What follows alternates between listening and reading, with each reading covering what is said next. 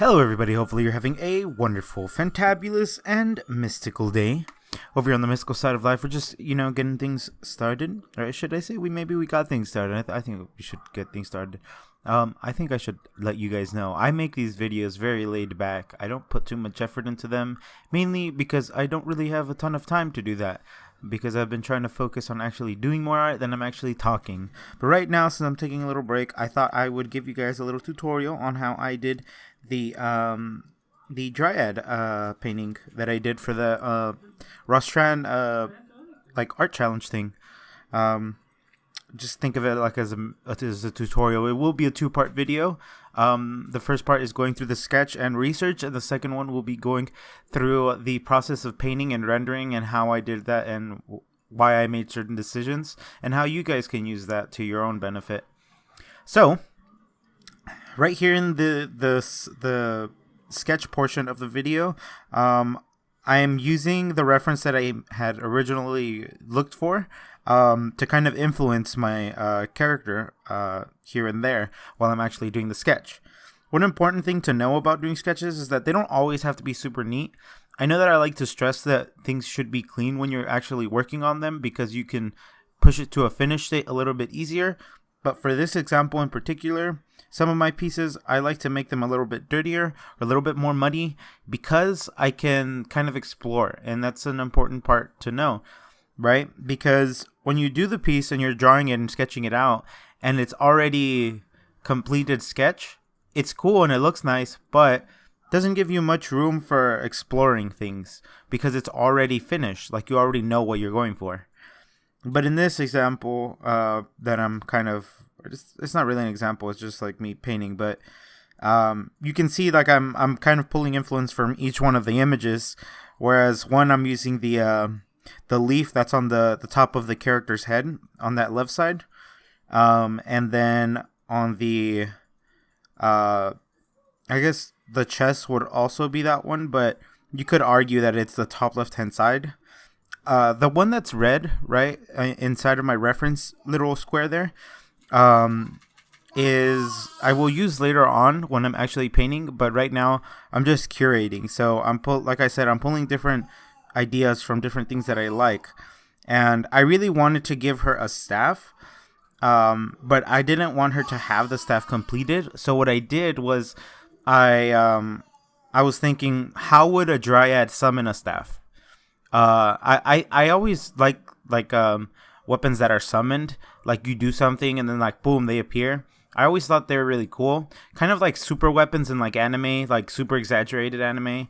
Those are really cool to me. I don't really know why I like those, but they're just cool. So what I did was I just made it as though she was like summoning it through like the plants, and like a crystal that was in earth was the actual spearhead or the crystal like top head, but it's still like amalgamating into this like staff, so like it's not completed. And then as going forward, I liked the you'll see a little bit later on when I click on the top left hand side that image that I found on Pinterest. It has like leaves coming out, like she's coming out of a bush or something. I thought that was cool because it's a cool way to present something without exactly having to like, how would I say, have like this awkward like, oh, it's cut off at the legs. That's weird. Why is it cut off at the legs? Because I wanted it to be more presentable because there's a big thing that I like to do for like main pieces that I'm going to submit somewhere, and that's to give a really good presentation, right? And it's something that I struggle with, so I encourage you guys to use that to your advantage and kind of remember, hey, I'm going to show this to somebody. What composition should I use? Because it's really important. That's also why I drew centered and I didn't move it very much. Right now in the drawing, I'm actually just adding like vines and things like that, and like just playing around with the idea of shapes that are on the actual image on the top right hand side, that red super cool thing. By the way, I don't know who made these original images that I'm using, and the reason is because it's Pinterest and I don't know how to work Pinterest, so I don't know where any of these images are. But if you guys ask for it and you guys want the images really badly, I can search Dryad, the name in Pinterest, and I can find them for you guys to get you better reference or to show you the reference that I had used. But like I said, I just grabbed the picture, threw it into PureRef, and yeah, that's about it. I did want to talk about finding reference, right? Research is important, and something that I learned from Ahmed Al-Luri when I took his class on CGMA. If you guys didn't know, Ahmed Al-Luri used to teach on CGMA, but he ended up not teaching there anymore after a while. I think it was literally after I had finished the course with him, and then he went to Brainstorm, and then I wanted to go to Brainstorm, but it's complicated. Anyways, so what I learned was how to do research, right? What to look for when you're doing research, because oftentimes we like to get like 500 pieces. When you're told to do research, right? You get 500 pieces, slap them onto a piece of paper, and you're just like, all right, these are all of my references. I must use all of them to a T. Like, no, not really. You can play with the ideas, right? It's always remember to reference. And around 6 minutes is where you'll see the leaves that she comes out of on the top left hand side. I just thought I'd throw that in there real quick. But you don't have to be tied down to your references, like I'm saying, because if you tie yourself down to your references, then you're going to be limited to your references. So what I was taught was find references, find 3 or 4 images that represent whatever it is that you're trying to draw, right? Or whatever it is that you're trying to do. Use them more as influence than actual reference. Because if you use them as like influence, right? You basically, and I might make a little clip here of what I'm talking about, just to show you guys, give you guys an example. You basically need to trace whatever it is that you're getting reference from, like the shapes that make it up. Like, let's say it's a outfit. Then you get that outfit and you trace the shapes that make up the outfit. So let's say it's like, I don't know, a vest, right? So like you would trace the vest as a whole, and then you trace the buttons and like the little the things that go down the chest, just little things, right? And I might make a separate tutorial of that in general later on. But for now, just the explanation I think is sufficient. Unless you guys ask for it, then, I'll do another one. It's not that big of a deal to me, but maybe it'll help you guys out. And that's important to me. And so what I ended up doing for like using references, right? I wanted to use a cool color palette. And so I looked at the color palette that the characters in the top left-hand side are using, and I really like that red. You guys will come to know that I really enjoy red. Red is one of my favorite colors, more specifically burgundy. And in here, I try not to use too much of that because I wanted to get out of my comfort zone, right? And big, I feel like I need to mention this, right? Because this piece was made in about 2 hours, because I originally told myself I wasn't going to do it, and the last 2 hours of the contest, I was like, I have to do this now. And so I had to pull it off. So this is me doing everything at a way faster rate than normal. So don't think, don't use that as a benchmark, like, he did in 2 hours, I have to do it in 2 hours. Like, take your time. If you're learning how to do something, always take your time. Never try to rush yourself to do things. So going back to the colors, right? So you can see the colors there that I'm using are very saturated in nature. So like they don't have too much of the like desaturations or like the drop in values, except that green on the top right hand side. And I did that because I wanted to get a stair stepping effect of the colors. If you don't know what stair stepping is basically going down and to the right from whatever color that you pick, and then moving the hue and saturation a little bit down or up. It doesn't matter which side, but preferably down. It does matter, but it depends what color. So like I try to pick very saturated colors because the method that I'm using to paint this is going to be a layering method.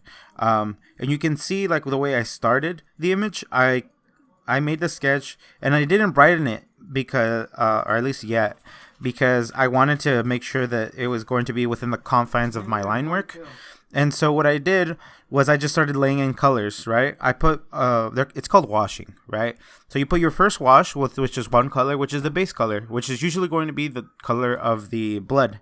But because I wanted this character to have this pale-ish kind of skin tone, opposed to like the ones that are already in my references, I used I think it was a green or a yellow.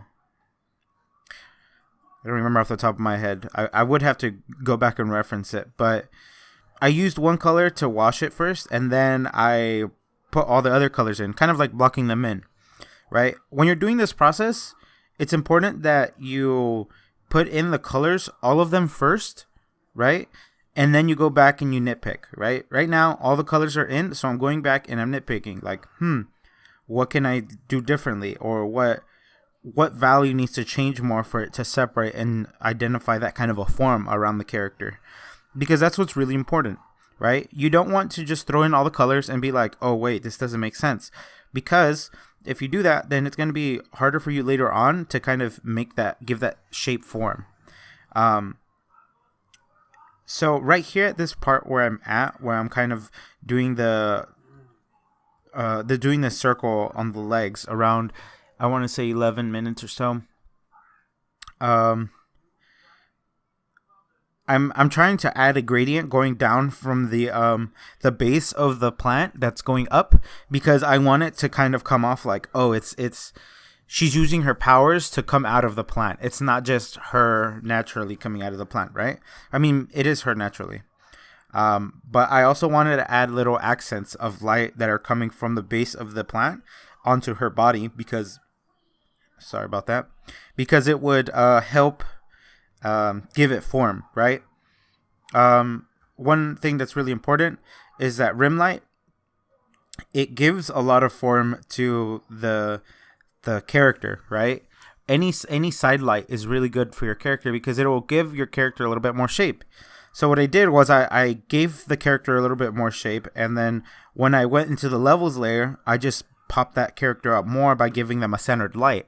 And if you don't know how levels layers work, I can explain that in a different video, but for now we're just doing an overpass over how I did the piece to see how it could help you guys. And if you guys find it interesting, I can continue the series with other pieces. At the stage that I'm at right now, you can see that I'm kind of fluctuating between the the opacity on the line work.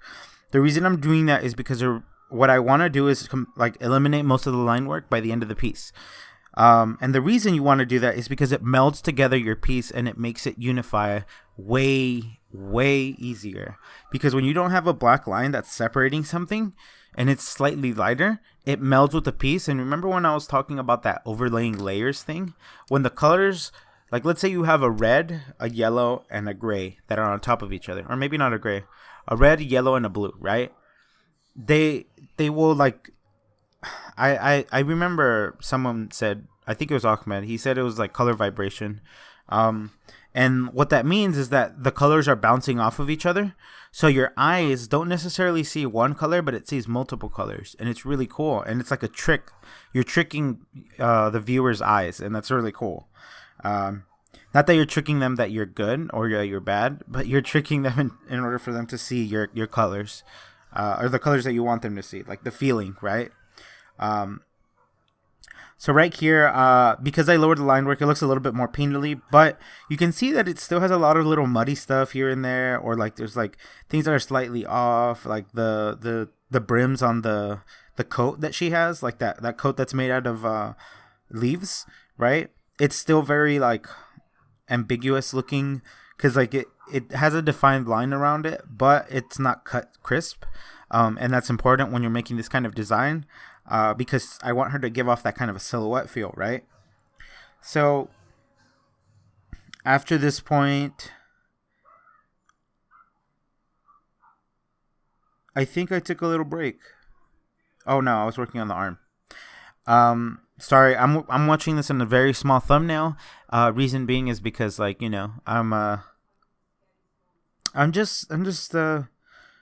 I'm just trying to help out, man. All right, guys. I'm just going to let it finish playing because it only has a couple seconds left.